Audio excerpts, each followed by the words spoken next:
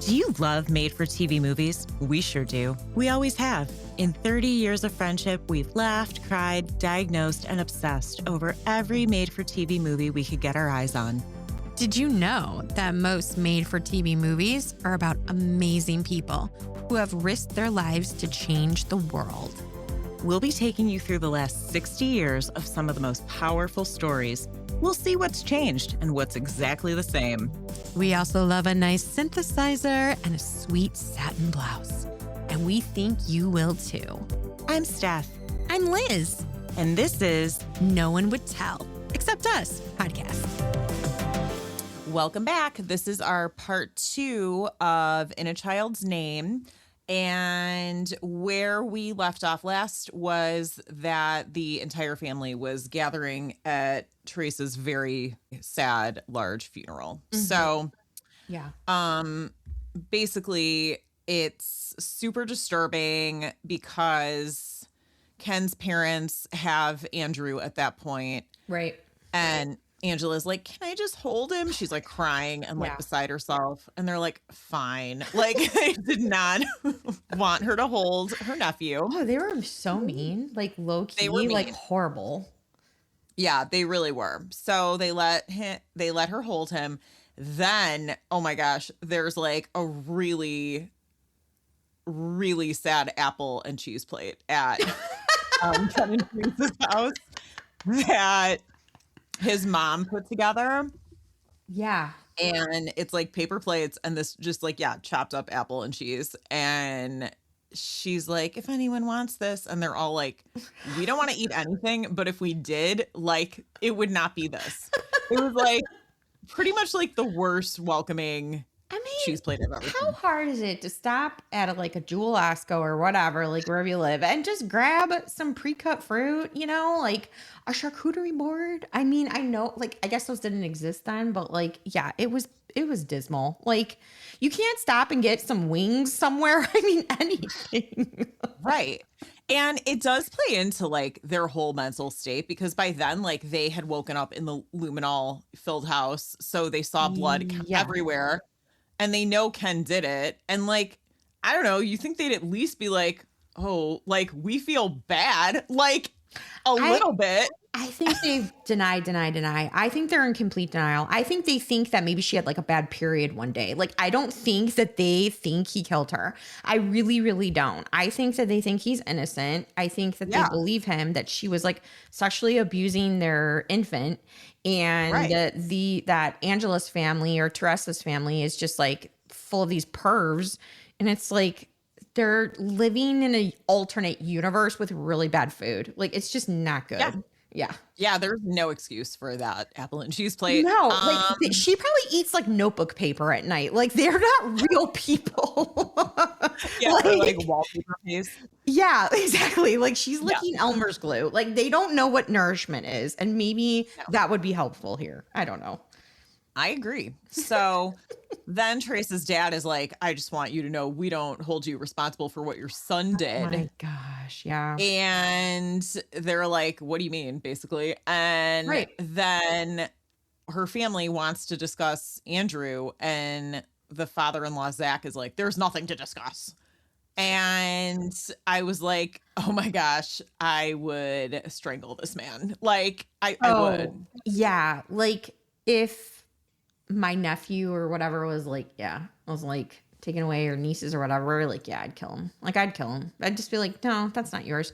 Especially knowing that he murdered like your sister, like your sibling. Right. I mean, and then those people are like robots. Like, I don't know. That kid's doomed. Like, you got to get him out of there. So Angela consents that they're just like placid and like, there's not any light behind the eyes. So she's just like, oh, like, when are you planning on like leaving? I'd love to visit him. And the mother-in-law, Jean, is like, of course, but just call first, And they leave, and like the family is just like beside themselves. But Angela's like, at least we know their plan. Right. Yeah. She's playing it like she's like suave now. Like, she's on to them. She's like, these people are not normal. Like, she knew this before, but she's like, okay, to get Andrew, like, I have to like kind of placate to them and just be like, oh, like, Like it's like a Right. trip to the grocery store. Like, when are you guys going? But Right. they're on to her too. I think there's like some kind of emergency hearing because the judge is like, yeah, you guys have to share. Oh yeah, You yeah. guys aren't taking him anywhere Mm-hmm. basically right Mm-hmm. now, and you guys have to like share custody. And so then at the same time, the detectives are interviewing Ken's ex-wife, Yeah. right? Mm-hmm. And she's like, well, he wasn't violent. His ex is obviously still like Ken's prisoner, which is super sad. Yeah. Um, so then Angela is in labor and she has her baby, Mm-hmm. another solid newborn. So good casting. And it's sweet, but it's sad because that like, they probably couldn't really take all of those experiences in fully because it was probably so all encompassing knowing that Andrew wasn't there. Mm-hmm. So then there is a very, very bored security guard who obviously has not lived up to his potential and Ken enchants him, right? Oh, at the prison, yeah. So he's in prison and there's some doofus. It's just like, hey buddy, what's up? He's just like, oh hey, you look stupid. What's up? Right. I mean, I was like, I know this guard is like hiding a Confederate flag tattoo. Like, I just know it. And, for sure. Right. Oh yeah. He's popping open an ice house the minute he leaves jail and like going to go shoot something for sure. Yeah. Right. Mm-hmm. Like he's like, my life sucks and I'm in no way going to do anything to improve it, but I'm going to be mad at the world. Yeah. And basically befriend like murderers. Right. And he is taken even that Ken's a doctor. He's under the doctor spell, right?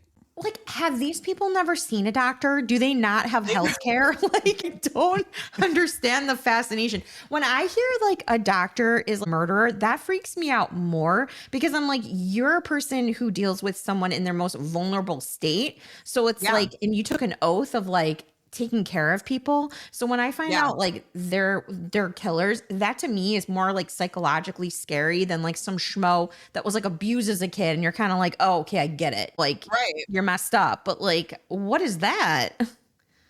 I agree. And I love how the guy was like, oh, this prisoner isn't trying to like manipulate me. Like, what? Your first day, sir? I mean, come on. So Ken bums the smoke off of him or whatever. And then the guard leaves and Ken stubs it out. He doesn't even smoke. He's just trying to befriend this very sad guard. Like, what a charlatan. So then basically, again, I just like want Valerie Bertinelli to be my mom, like in this movie. Like she's just like the most loving, warm, encouraging person. Mm-hmm. And that's the marriage too. It's like, that's a good made for TV marriage. Her and Jerry, like they've got it going on. Dude, it works. They're still married to this day. Like those two, they take trips and they go and they have like a boat and they're just like, they're good people. They're good people. She can't leave a room without Jerry putting the moves on her. You know what I mean? So they're keeping it strong. I mean, she's got that freaking braid. It's tantalizing. Yeah. It's just, it is. It is. That hair is a lot and I like it. So then they bring the baby home and like she's just like, I want Andrew back, and Jerry's like, we're gonna get him back, hon. So then Ken's ex talks to the prosecutor and finally bang, she's like, oh yeah, he tried to kill me with chloroform. Like, come on. Right. How many people have asked her? Right. Has he ever hurt you? No. Oh wait, you know what? There was that one time where I almost died. Yeah. Oh, I mean, so sad. I guess maybe she's just scared, right? She's also like wearing Teresa's mom's clothes. Like she really got dressed up for this interview. And she just thought Ken should have a second chance. And it's like, that's not something you give somebody a second chance for. No, I don't understand what it is that's so appealing. It was making me think about almost like Drew Peterson, because I was just like, what is it about this guy? Because I don't see it. And I don't think anyone off the street would see it. Like, But yet Yeah. they like win people over. Like they have some sort of like weird charisma. Like it's just bizarre. Like, how does that work? It I don't is know. super bizarre. So, yeah, she gave Ken a second chance. So that's what happened. Yeah. Meanwhile, Ken is in his prison cell, like mutilating pictures of Angela, which like, I mean, I'm not surprised, but I'm like, what is that gonna do? Yeah, he's definitely having like an Einhorn Finkel Ace Ventura moment. Like he's just like, laces out. Like he wants her dead. Like she's going down. Yeah. Yeah. So then they have another court hearing, and the judge is like, look, it doesn't matter that he almost killed his wife in Connecticut because she never pressed charges. So that means it didn't happen. So I'm not listening to any of that at all. Oh my gosh. So then all the witnesses are like really Long Island. They had a casting call, and it was like, you need to be born, raised, and still live in Long Island. I'm like, I think Amy Fisher was in it. Yeah, no kidding. So they're testifying and they're all like, yeah, like Teresa would not do drugs. Teresa like would not abuse anybody. No. Like Teresa was not anything he's saying she was. Right. Meanwhile, you know, Ken still wants to bang Angela the whole time. Like he's looking at her in court, really trying to like seduce her and freak her out. Yeah, and it's working. I'm freaked out. Like it's just it's that guy, that actor has like the most deadly stare. It's just like so many things. I don't like it like at all. No. So then it's like after court, and obviously there's press and people everywhere, and you know, Angela's like, you raised a murderer, like Zach and Jean, and they're fighting about custody. It's like a huge crowd. It's again a step away from like a MAGA fight in a parking lot. Like it's like, give these people some signs, and we're in 2026 feeling. Yeah. Where it's like you're fighting about custody, of course, but like there's so many other issues like social economics, like racism, like all of it is just at the surface, ready to brim over. So then the guard swings back around Ken's cell. And he's like, sure would be ashamed to see a professional man spend his life in the joint. I would argue things might get better if more professional men spent their lives in the joint. Oh my gosh. They're just so friggin' amazed that there's a doctor. And like, so then the guard's like, maybe I can help you out. And Ken's like, yeah, I've got a bunch of stuff you could sell. Oh, These yeah. 12 grand worth, 12 grand worth it to get this murderer out of prison. Okay, but like this is in the 80s, so let's do the math here. Let's look it up. What was it? Okay, yeah. All right. It says it'd be worth about 33 grand. Okay. So I mean, it's not, I guess, another sign of the times, just like what things cost. Because, okay, probably you could probably still get a house for the price of that. yeah, I mean, I guess it was worth it to him. So then Angela's just like really mouthy in court, like because she just can't take it because there's like all these lies She's going had around. blow after blow. She's postpartum. Her sister just died. She's probably dealing with her parents who are probably like beside themselves. I don't know how she kept it together like as much as she did, because there are so many points in the court session, in the court hearings, where I was like, I'd have to be removed. I don't know if I could control myself. Cause like when we like legally took custody of John, my husband's youngest sister, like I was mouthy, and that wasn't even like anything bad. And the judge was like, if you speak again, I'm going to dismiss this hearing. And I was like, oh geez. So I am not somebody emotionally who can be in a courtroom. I figured that out. Yeah. I just can't keep my mouth shut. Yeah, because I defend. Like I can't, if I think something's unfair, I'm a shouter. Like I'll be like, that's not fair. And it's like, you can't do that. Yeah, you're going to be in contempt. Right, exactly. Yeah, I didn't know that about you. So that's good to know in case we ever have to go to court about anything. Oh my gosh, I won't shut up. Like I will be in jail. Like you do not want me in that room. So okay. Like, Noted. okay, yeah. If someone killed one of my family members, I don't know. You'd have to drug me that day because I would probably do some bad stuff. Yeah, I always wonder about that too when there's just like these heinous crimes and like Uh-huh. the family's like at the trial the whole time. And I'm Mhm. like, that is so I don't difficult. But know. I'm definitely somebody that would want to know everything. Like I definitely would. I would like want to know every single detail because that's just how I am. Yeah. Yeah. But I yeah. don't know. I'm very calm, but once I'm like heated, that's it. And I Yeah. see red, and it's just like that's it. You're gonna get it. Yeah. You're gonna get it. You're gonna You're get gonna get it. it. So So then Angela's just like super frustrated because she doesn't feel like anything's being properly represented. And then Mhm. she finds one of the tapes of Teresa that looks like the beginning of one of those like don't drive drunk videos that we used to have. Remember? Like it would be like really touching and it would be like, don't drive drunk. Yeah. Right? It looks Yeah. like that. Yeah. Yeah.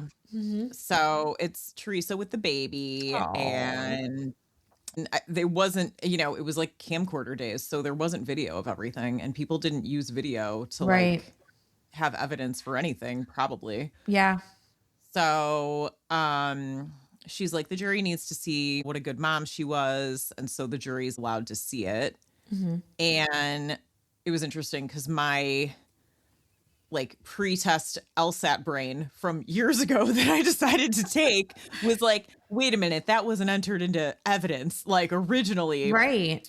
but the judge allows it. Thank So goodness, because I feel like that really yeah, sealed the deal. It just showed how sweet of a mom she was, and obviously she would never. I mean, she'd never hurt that baby. That's no. ridiculous. So the jury's like crying. Ken's Yeah. like snooze fest, which is so lame. True. Um, Angela again, wardrobe slapping. She's got like a Mhm. headband and she is just like rocking it. Totally. Ken asked the lawyer to ask for a mistrial, and the lawyer's like, "Okay, I'll ask." And the judge, no, we're not doing this trial because of this. Um, so then finally, Ken is found guilty. Thank goodness. Yep. And his parents are like, "You ruined our son, and you're not ruining our grandson." And they're like, "What? Like, how did they ruin their son? Like, Yeah. at all?" I don't Like, know. She must have been like huffing some major, like friggin' that cleaner for like your keyboard that day, because oh yeah, she was like the most animated I've ever seen her. Like she was yeah, octaves above talking like this. Like I was like, yeah. whoa, He was unhinged. she's hyped. Like she's really upset. But yeah, Yeah. they're just completely in denial. I mean, first of all, I cannot believe his dad's name was Zach. That surprised me big time. Like, do you know what Yeah. I mean? Like, his name should be like Marmaduke. Like, it was not Zach. Like, Yeah. it was just like, whoa. And everything else fit the bill. But that really jarred me. Yeah. But Yeah. or like Ken Sr., something like that. Yeah. But Yeah. but yeah, they are just the worst. Like, I don't know how Angela didn't crawl over there and just like slap them because I wanted to. Like, Yeah. I don't bad. either. They just were like relentless. So then the custody judge has some intense bangs, and she's like, listen, you guys are sharing custody, and Ken gets phone calls and visits each month. So, I mean, that if you just think about life now, like just being an adult and how things are busy, like, could you, like, once a month, you have to like go to a prison? Yeah, with a child, with a little kid. When? Yeah. Yeah. I thought that was really weird. I guess I would think that if you killed the mother of the child, your rights to parent would be Mm-hmm. nulled until they're 18 and they can make that decision if they want contact. Because to me, that Yeah, seems kind of psychologically damaging to the child, I would agree. you know? I would agree. And like, so then I don't know, Ken's like allowed to see his parents, obviously. And his Ken parents are gets like, everything. Like, he does.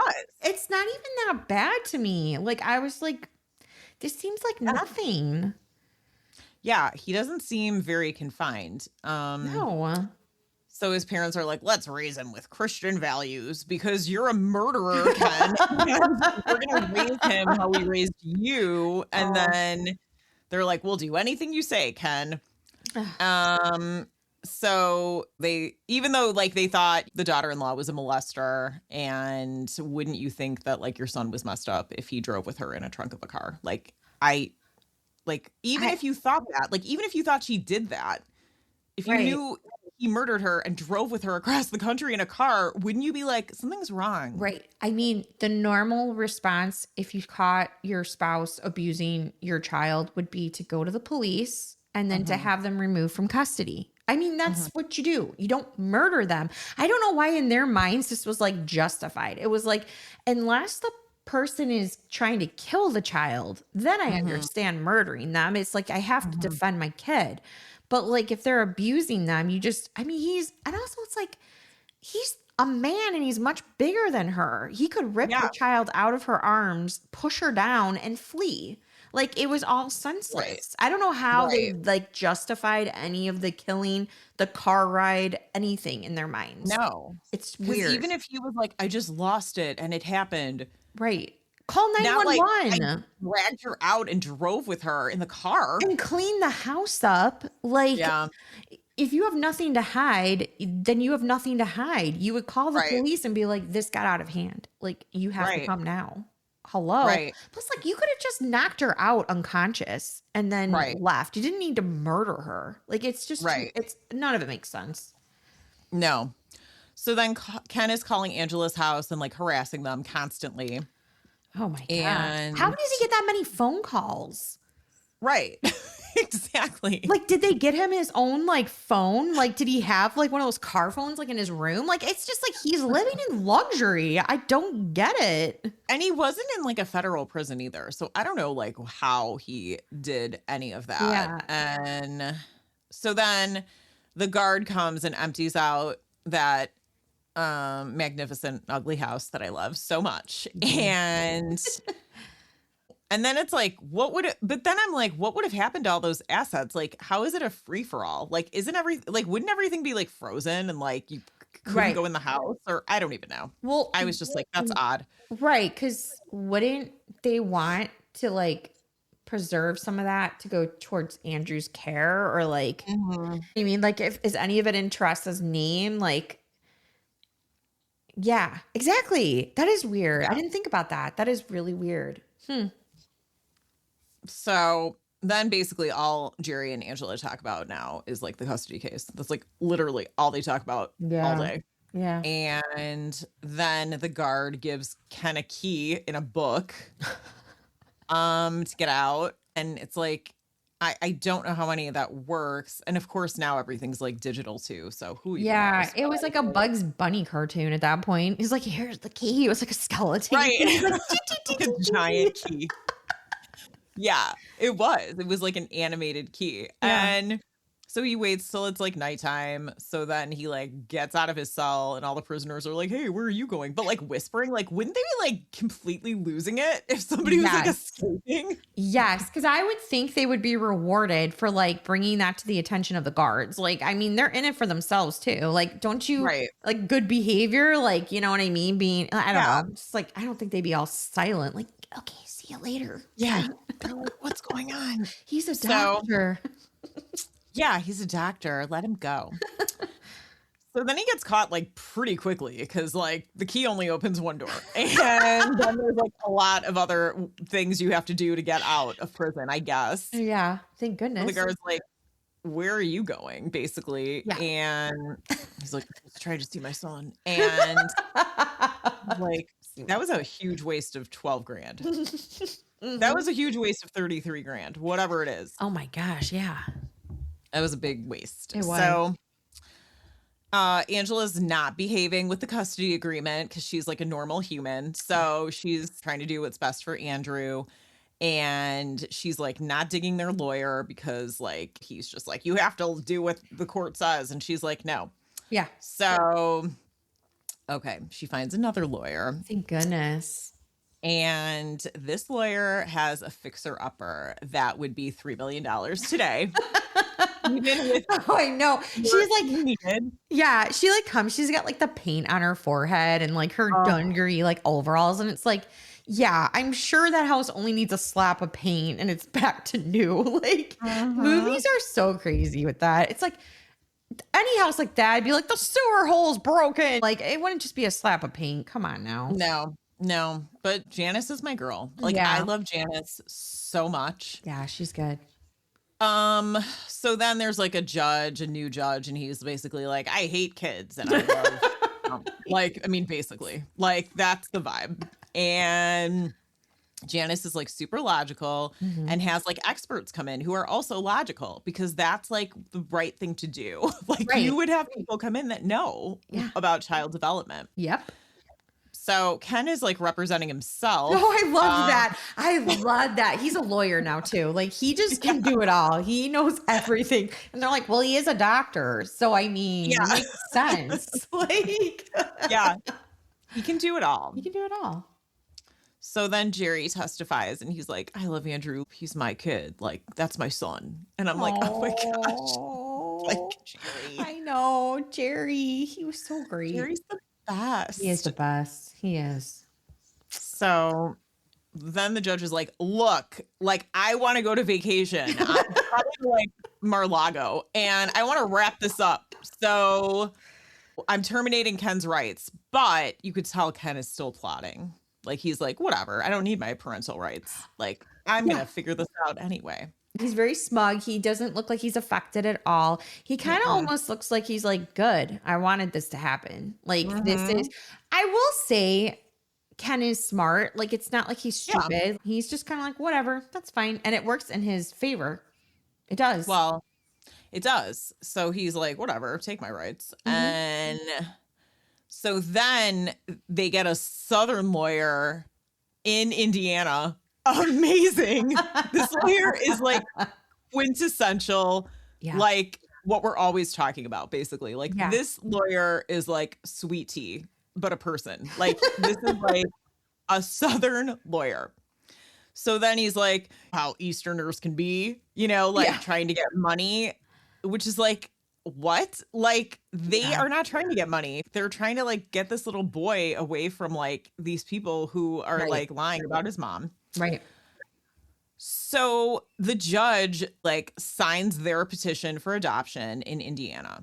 Right. Ken's parents bring this. Like, so, okay, so Ken loses custody, and then they, find this like Southern lawyer that like doesn't apparently read contracts, and he's just like, yeah, I'll sign it. This sounds like a case where he's this poor baby. And then he's just like, let's go play golf. Like, I mean, literally it goes like that. Yeah. And they sign the baby over to the parents. So it's like a done deal, and they have custody in Indiana, at least in Indiana. Right. In Indiana. So then it's like a high speed chase. Like, there's airplanes, you know. Yeah. And like Angela and Jerry and Janice all have to go to the courthouse like in person, because there's like no internet. Right. Because they're like, what the F? Like, they adopted him. What do you mean they adopted him? You know? So it's it's like that's not even legally should be standing. He didn't even read the contract. Like, what is he doing? No. And it's like they had to like go to the airport that day and even see if there were flights. Like, there was no way to like book any travel besides just like hoping that you could like get somewhere. Yeah.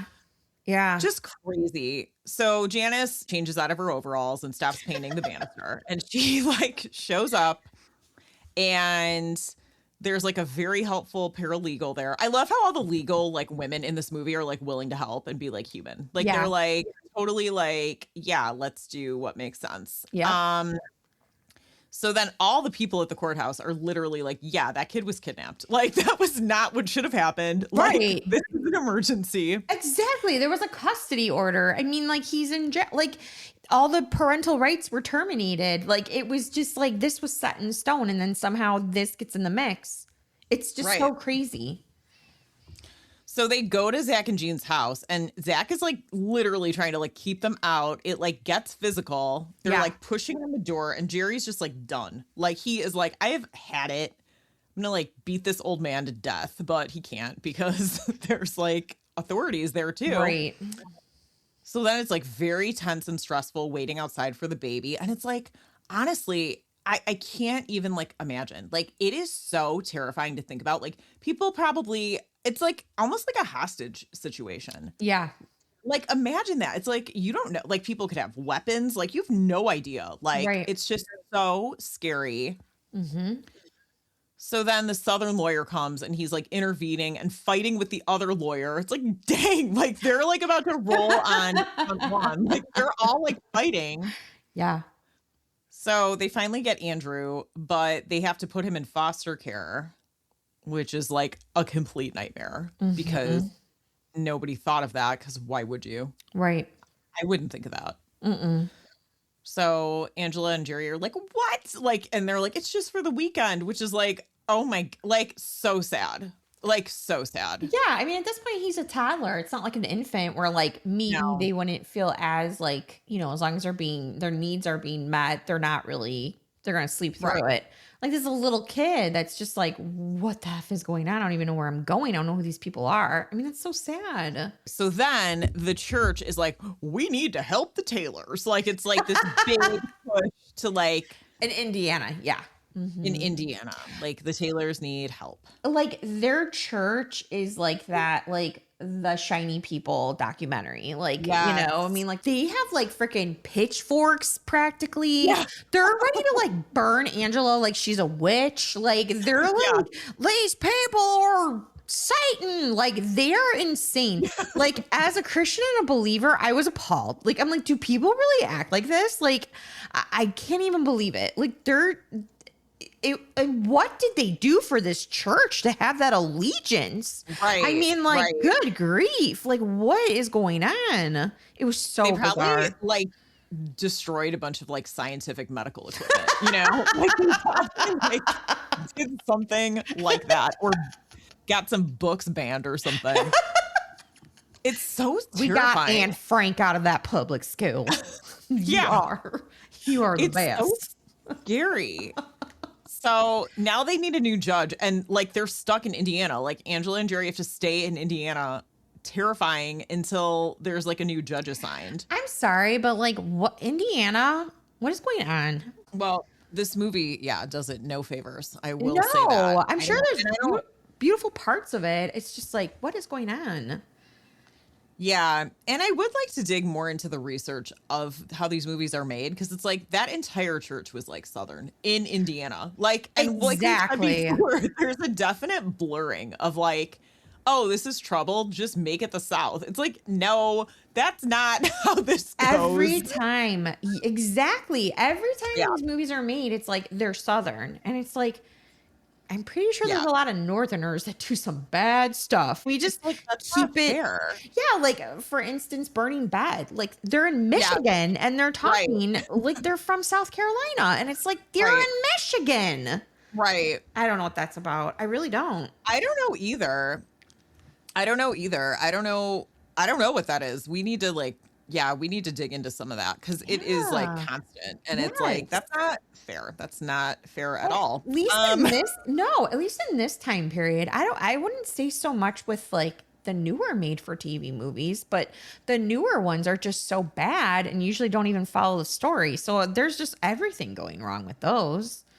Yeah. And I think too, like now everything's just like more accessible, like to see, like you could be like, that's not what happened. Or like, I'm sure back then, some of the people that were even part of these stories, like probably never even saw these movies. Like, they aired one time and that was probably it. Yeah. Until video on demand, which was way later. Right. And I mean, again, these are our opinions based on a movie that was made off of like their opinions of what happened. So it's like, we don't know everything. There could have been some really good people, you know, in that church that were like, this is weird. Like, you know what I mean? But like, it's just in general, that's just kind of how they generalize it. And you're right. They do make everyone evil, like kind of sound Southern. And that's so weird. It's so weird. If you were part of that church and you thought it was weird, please come forward. If you were not there to defend the Taylors and you were like, this is wrong, like, like we applaud you because I don't know if it'd be the entire congregation. It's kind of just like, for instance, like now I think like if you're a Democrat, like a lot of times like every Republican is bad. It's like, you can't say that. Like, I'm sure there's a lot of Republicans that don't stand behind a lot of the awful things that are going on. And it's just unfair. Yeah, no, I completely agree. So So the little boy they cast to play Andrew is so cute. Oh my gosh, he's adorable. So He's so cute. He's really cute little Adorable. kid. Yeah. Meanwhile, it's a block party time, and like this block party Oh, man. is banging. Like it's Yep. got a band. It's got some like sweet like ballads going on. There's like a cotton candy truck. I mean, they have like a carnival practically in the back. Like, I wanted to go. Like, it looked fun. Oh, yeah. It's like a benefit Oh, yeah. for getting back Andrew. They're Yep. just like, let's bring him home. It was like, we are the world. Like, it was beautiful. It was a beautiful, and it's like right outside the parents' house. Like, you're just like, It oh, was. It was amazing. And like Janice is just like part of the family now. Like they're just like, we love Yeah. you. Yep. And we're so glad that we found you because Yeah. everyone else was real bad. Like, without a doubt, she's got to be like Andrew's godmother, right? Like, seriously. I mean, I would think so Yeah. at this point. So Peter Moss wrote this book originally, but back then he was the reporter that was at the block party. There was no social media. So it was like you read the newspaper or you watch the news. Otherwise, you have no idea what is going on at all. Exactly. Mm-hmm. So it's like, yeah, we need stories, everyone. Like we need stories. It really helps with support. Oh, it And was- he writes like the 387 page book about this. So, yeah. So Janice is like, he's here. He wants to talk to you. Angela and Janice have all the patterns going on. Like they are wearing every single pattern Oh, yeah. together. Oh yeah. It is it's amazing. it is a Coldwater Creek moment if I ever saw one. Yeah, it's stunning. It's They stunning. are ready afterwards to go stencil some grapes on a Yes. wall. Like, you know what I mean? They Like, it definitely is are. that vibe. Like, they're ready to stencil the house. Like, it's time. It's gonna be a late night of sponge painting for sure. Like they have their work cut out for them. They do. So, so then we learned Janice was abused by her first husband, so she feels really connected to Teresa, which is Yeah. like so touching. Yeah. She's like, I'm doing this for me. It's like Mm-hmm. it's really But those make the best like lawyers. Like, those are the people that like, you know, are the most compassionate, and like, I always admire that when someone can turn something so awful in their life into something that helps other people. So Janice is great. Yeah. She's just a great She's lady. amazing. Mm-hmm. She's a great lady. So then the court is like pandemonium. I mean, it's like a circus, like not a fun circus. Yeah, It's like with the not a Taylors people. like groupies. Like, they're just like, we're here Yeah. to kill Angela. I mean, you know, Yeah. help get Andrew. It's like, Yeah. Their side of the court is like revival church. Like Yeah. it's like, whoa. it's Like, crazy. Like, they're bringing in it's crazy. snakes for everyone to pass around and see who gets bit. Like, this is like, if you believe, you won't get bit. Like, it's crazy. yeah, the tambourines. Like what are we doing? So the judge is like, this is not a revival meeting for anyone who's confused. Like, this is not what that is today. So then there's a break. Angela's on the phone. There's like people staring at her and whispering, you know, course. she's like, what are you looking at? Which is like, yeah. I mean, I'd be the same way. I'd be like, what do you want? Like, Yeah. get out of here. Yeah. So then shockingly, Zach and Jean do let Angela see Andrew before Angela and Jerry are going to go back home. Like Jean and Zach let her see him, which I was really surprised Oh, no. that they would even agree to that. Yeah. Mm-hmm. Yeah, for sure. They go to the Taylor's house and you know, Andrew's crying and like upset. And Jean's like, you're confusing him and making it awful. Like, this is your fault. Then basically they're back home and Angela's just like really beside herself. And she's like, I let Andrew down. And Jerry's like, no, you didn't. But like, we need you too. Cause like, again, she's just completely consumed by this Yeah. situation. So then the New York Times story comes out and people are like, yeah, give Angela and Jerry the baby. Like, duh. Yeah. Like, Right. why is it so long? That's what I mean. Like, I cannot believe the court system went this far. Like, I guess in some ways it's like everybody should have rights, right? You have to go through an entire story to get to the right answer. I understand that, like, as a human being, you should be allowed to like say your story, but like there just comes a point where it's just like he's been convicted of killing the mom. It just seems so like apparent what the right thing to do is. And I don't understand how I feel like not even a dog would get tossed around as much in court hearings as a child is. They would come to a conclusion quicker with like an animal than they do with a child. Like, it's just bizarre. It is. And I remember, because I follow Bethany Frankel, and she does a lot of like commentary just on divorce and custody, because she had like her divorce took like 10 years. It was insane.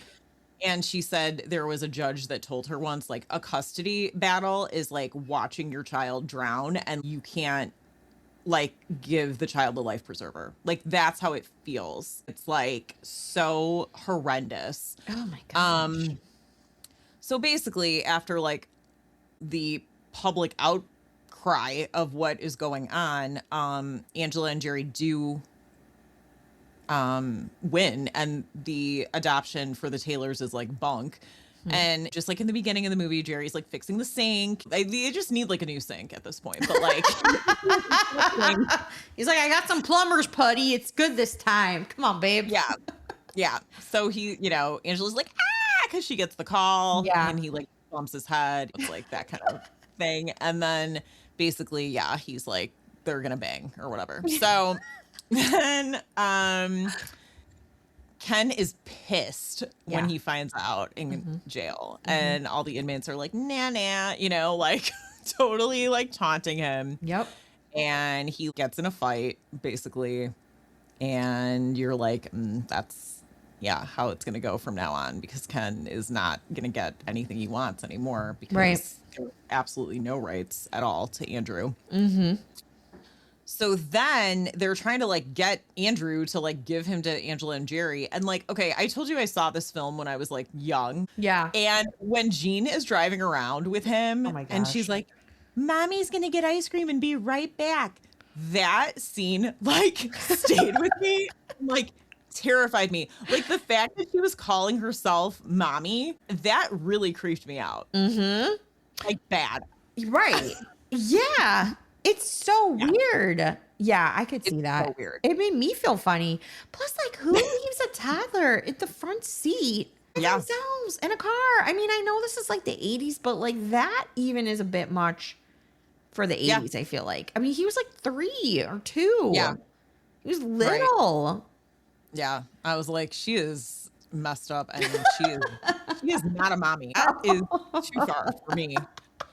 So then like she's basically like running away, like they're trying to avoid being home, and the paralegal is like, just keep driving around basically, and there's media everywhere.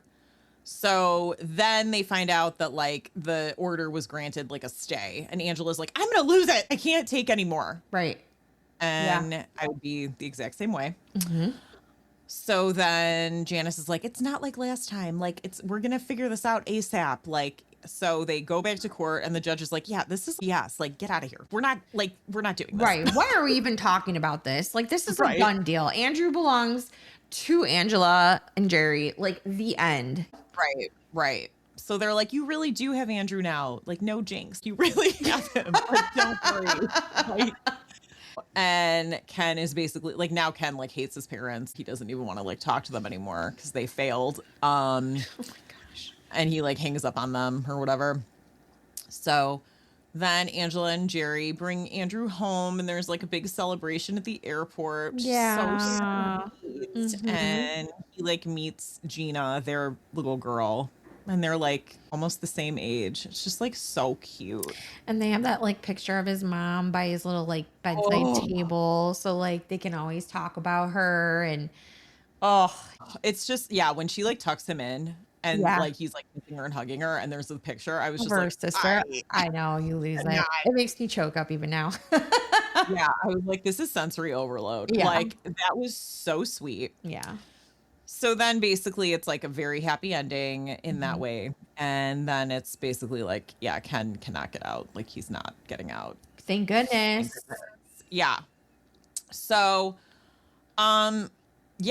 like I said before, I just think this movie has it all. It And does. I just think it's such an interesting story because there's just so much that like you wouldn't think about like in this type of situation, or so Mhm. much you would like take for granted as just being like human and correct, but it's not necessarily. And so Yeah. I do have some like just comparisons between the 90s and 2025 Mm. in terms of like custody and how that all goes. Mhm. So basically, so like in New York in the 90s, it was maternal preference was common, which is pretty well known. Yeah. And then in Indiana, it was traditional versus non-custodial visitation. So basically, it's like the visitation was way more emphasized, meaning like no matter what somebody did, they should still get visitation, which is Okay. like kind of Weird. very weird. Yeah, like what if they're So, in jail for like molesting them? They still give them right. visitation? Like that's bizarre. So then in 2025, there was a stronger emphasis on joint custody in New York, and Mm. then in Indiana, it wasn't called visitation, it was called parenting time, emphasizing frequent contact. So, yeah. I don't like that at all. Like I don't know what Illinois' law is, but I don't like that at all. Like I think it should be up to the child personally because maybe they don't want to see them. Why should they be forced to? I haven't been through this, but I have heard that sometimes parents just like refuse. Like they're like, I'm not doing that to my child because I Mhm. know that like it will damage them. And sometimes courts and judges will take that into account. So transparency between Indiana and New York, like in the 90s, it was like judges had like broad discretion. They could just be like, I think this or I think that, and that's it. Mm. And now it's basically like there's a high standard for explaining best interests. So they definitely have to kind of back up like whatever their ruling or whatever their judgment is. Yeah. And in Indiana now, effective of July 2025, it requires judges to provide specific findings of fact for every custody decision. Mm. So it sounds like they have to like roll up their sleeves and like really dig in to decide, I mean, which is like, yeah, the fact that it's like took to 2025 is kind of crazy. I'm sorry. Again, yeah, I don't know what Illinois' law is. I'm not trying to like bash Indiana here, okay? I think for any state in our country, like that's just weird. yeah. So then in the 90s in Indiana, the child's voice was rarely considered unless the child was much older. Mm. And in New York, it was still primarily at the judge's discretion whether or not the child had a voice. And so now in 2025 in Indiana, courts more frequently use attorneys for the child to represent the child's specific wishes. Hmm. And in Indiana, increased use of guardian ad litem, which is basically like child-centered parenting plans. It sounds like now a child is more represented, but there's still like a ton of like red tape. Like a child's not gonna just speak to a judge. There's gonna be somebody speaking for that Right. child. Right. So those were some comparisons. And then I know we looked at a jailhouse interview with Ken, which whoa. Yeah. Pretty intense. He had a long ponytail and a gold chain and an open shirt. And I was not expecting this. No, he's a doctor, Stephanie. The doctor. He also said he like didn't make calls to Angela's house. Right. Even And though it's also like recorded. yes. And then they have reason to believe he was abused, but he will never speak to it, apparently. Right. He in the interview is just like, why would I bring these two people up? Like, this is in the past. I'm not going to smudge their names, whatever. It's not relevant to today or who I am and stuff. And it's like, I'm not saying you need to disclose who they were, but Right. I think it's very relevant to who you are. And obviously, like, what's going on in your home and things like that. Right. Like, it kind of explains a bit of why maybe you're a little bit not well. Right. Like, we would like to know why you're so damaged instead of just being like terrified. Like, Right. Yeah, uh, exactly. It's just kind of weird. And like for Ken's sake, like you think about like his background and stuff, and it's like, well, did the things that happened to him, the abuse that happened to him, cause his brain to change? And that's why he became this way? Like, mhm.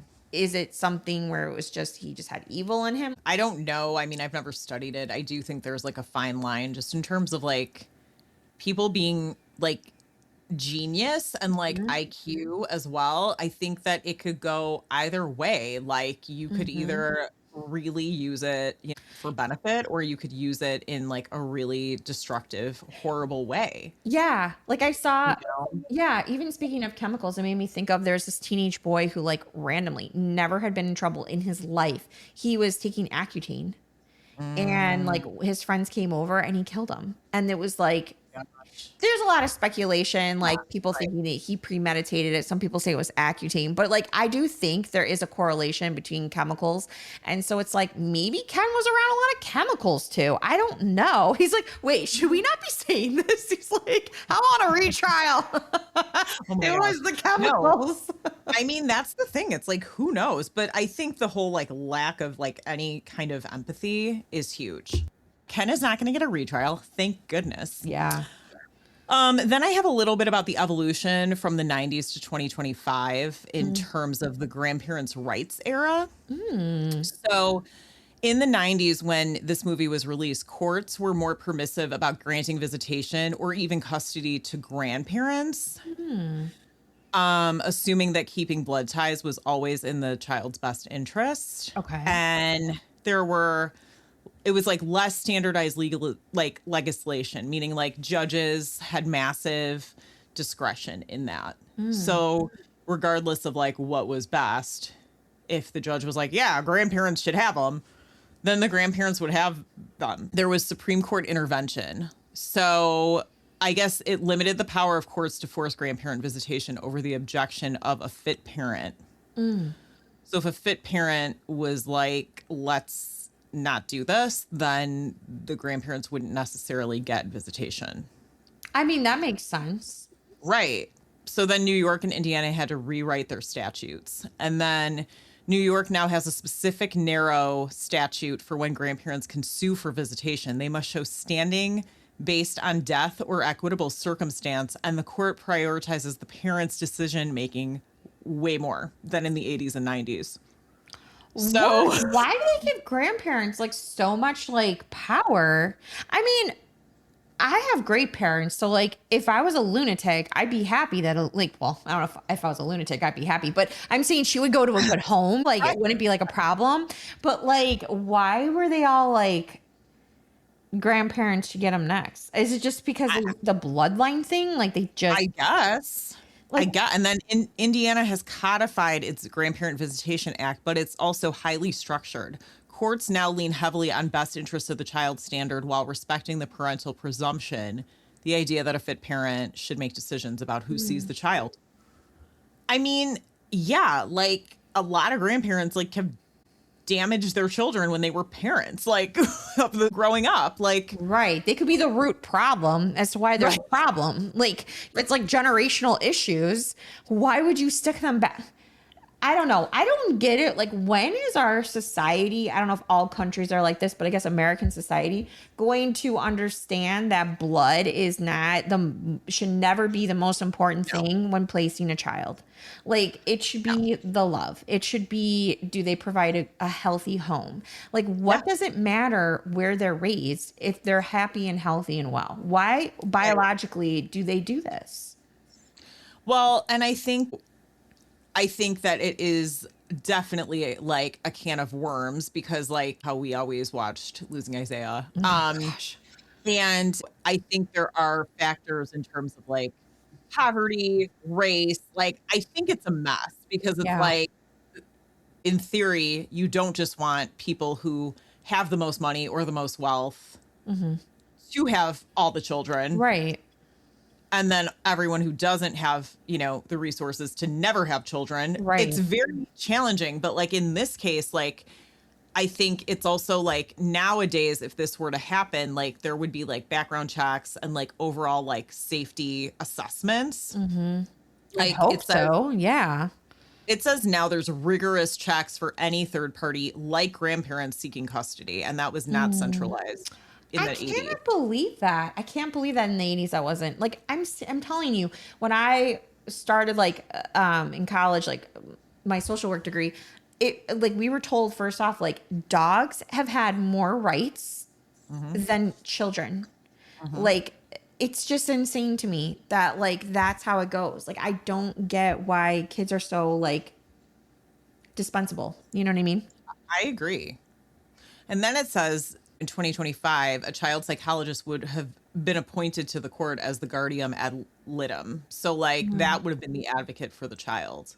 And then courts are more focused on creating permanent plans now rather than allowing cases to linger in court for years. Thank goodness. I mean, Right. like, yeah, that's so hard on the kid. Like, they need stability. They need to stay at their school. They need to have structure. They need to be allowed to have like a childhood. You can't do that when you're bouncing around. It's much harder to do that when you're bouncing around, possibly state to state, person to person.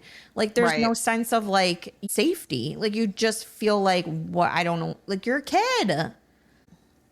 Comparing this to the book, I mean, the book goes way more into detail. Like, he definitely had a pattern of like violent behavior and blaming it on like break-ins and intruders. So, like, gosh. he abused many partners prior. Ew. And it also gives like more clinical context on his sociopathic traits. So, like, her murder was like a pretty inevitable conclusion, not just like a sudden snap.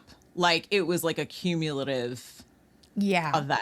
It wasn't just like he lost it. Right. Well, I mean, although, and I totally could see that because even though they don't show him in the movie necessarily hitting her, it's messed up by the way that Teresa is acting. She's like distancing herself from her family. She's looking for, like, I think she was trying to figure out a way to leave. She's Right. scared. It's a lot of things. Like, it wasn't just like he didn't abuse her. I'm sure he did. I'm sure he did. Right. And the book also goes way more into his financial fraud. It wasn't just like the one office that like he screwed over by taking money. It was like it showed he had a pattern of like manipulating the court system. So he had gotten in trouble for stealing before and got out of I mean, it. shame on these courts then. There's all this evidence and they just like don't even like bring it up. Like, what is going on? Yeah. Well, yeah. And that's still, I mean, that's still happening. Like, look at the Epstein files. I mean, it's literally like in front of everyone's face in black and white for 30 And no one years. does anything. They Right. don't put people accountable in bars. They don't do anything. No. So then also, the book basically details like the forensic evidence more, which is interesting just because DNA wasn't really like a Yeah. thing yet. Mm-hmm. And then also it kind of, he really did have like a smear campaign going on against Teresa. Like it was like a constant like telling of her being like a drug addict and abusive even after he had murdered her, which I mean the movie does touch on, but it was really hellacious. That's just so awful for her family to have to deal with Yeah. that. Like, Yeah. that's just like salt and wound. I mean, good grief. That's horrible. That's horrible. And the book also goes into like how it's more bleak just based on the bureaucratic like failures of like the system. Like the movie does end in a triumphant way, which is great because Andrew is raised by Angela and Jerry. Right. But the book is more like this is like systemic abuse and like this is something that went on for a really, really long time and Yeah. is traumatizing. Yeah. So yeah. And yeah, I mean, I think that it's interesting too how drugs were brought into it because like Ken obviously used cocaine. Yeah. He also used like other substances that the book talks about. And then to like kind of turn it around and like try to put that on Teresa as like a motive for killing her Right. is super interesting. So basically it's just somebody that did a lot of damage and was really messed up. And, you know, fortunately, this child was, you know, put into, you know, a loving home, but it's a very, very tragic story. Yeah, it is. The whole thing of it. But I'm just glad that he was finally placed into the right hands and that they could have a piece. Angela could have a piece of her sister, you know, Yeah. alive in the home and things like that. I'm just glad that he didn't live with Ken's parents. No. Oh, and one other crucial thing that you and I talked about was it in earlier decades and not in the 90s either. It wasn't that only a spouse could file a missing persons report. Right. Yeah. Yeah. It was like it could have been filed by a family friend or neighbors or employers or anyone with knowledge that somebody disappeared. And there isn't a mandatory waiting period either. There isn't anymore? I thought it was 24 hours. No, it says no mandatory waiting period. Police are not required to wait 24 hours to take a missing person report. And by the early 90s, the National Child Search Assistance Act of 1990 was put into place, and that required records of missing children under the age of 18 be immediately entered into the database, eliminating waiting periods. Good. So anyway, if somebody's missing, you can report them. I'm glad you said that because I thought it was movies where it was like 24 hours. You have to wait. Like if they're an adult, 24 hours. It was a failure of department policy or a misunderstanding of an officer to make that distinction, and it wasn't a requirement of the law. Yeah, I don't understand that. Why would anyone even suggest that? If the person has a history of like taking off and like coming back, right, I could see being like, just give it. But I feel like as the person who knows that person, you'd be like, okay, I'm going to give it this amount of time. And if they don't come back, then I know to go. But somebody that's like, they never, ever, ever go missing or not tell me where they are. And it's like, you got to wait a day. Maybe they just, it's like, what? I know my family. Yeah. Well, it sounds like it's just human error, which police officers make all the time, apparently. Yeah. So this is a great film. Highly, you know, recommend watching it and be grateful that, you know, some things have changed. And we look forward to hearing all of your comments. So thank you for tuning in and thank you for listening. Yes, thank you. We'll talk to you soon. Bye. Bye.